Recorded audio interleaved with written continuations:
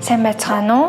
Та дэд хүүхдийн эмнэлгийн сэтгэл зүйч Ням Жаргал байна. За манай эмнэлэг дээр өсөлтийн цогц онцлогоо хийгддэг байгаа. За манай цогц онцлогоонд ямар шинжилгээний онцлогоо ордог вэ гэхлээр биеийн бүтцийн онцлогоо, өсөлтийн зооны онцлогоо, өсний минералын шинжилгээ, дадал зуршлын онцлогоо, цусны дэлгэрэнгүй шинжилгээ гэх мэтчлэн бие махбодын шинжилгээ онцлогоо авагддаг байгаа. За үүнээс гадна сэтгэл зүйн онцлогоо зөвлөгөө мөн манай энэ цогц онцлогоонд ордог байгаа. За манай сэтгэл зүйн зөвлөгөөний өрөө байна.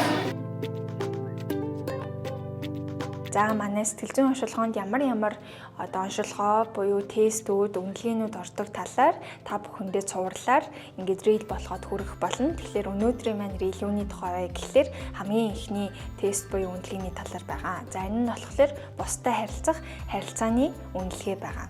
Бусдад харилцаа хүүхдийн гэлтгүй ерөнхийдөө том хүний сэтгэл зүйд нөлөөлдөг байгаа. Сэтгэл судлаач Альфред Адлер юу гэж хэлсэн байдаг вэ гэхлээр бүхий л зовлонгийн үндэс нь хүн хоорондын харилцаанаас үүдэлтэй гэж хэлсэн байдаг. Тэгэхээр хүүхдийн сэтгэл зүйд бусдад харилцах буюу гэр бүлтэйгээ харилцах харилцаа, эцэг асран хамгаалагчтайгаа харилцах харилцаа, багш хамт олонтойгоо харилцах харилцаа, найз нөхдөйгөө харилцах харилцаа гэх мэтчлэн ерөнхийдөө бусдад харилцах харилцаа нь хүүхдийн сэтгэл зүйд нөлөөлдөг байгаа. Бусдад харилцаа сайн байх юм бол хүүхдийн сэтгэл зүй тэр хэрээрээ тайван, тогтвортой байдаг. Та манай эмнэлгээр үйлчлүүлэхийг хүсэх юм бол доор хуудасаар холбогдоод цаг аваарай. Баярлалаа.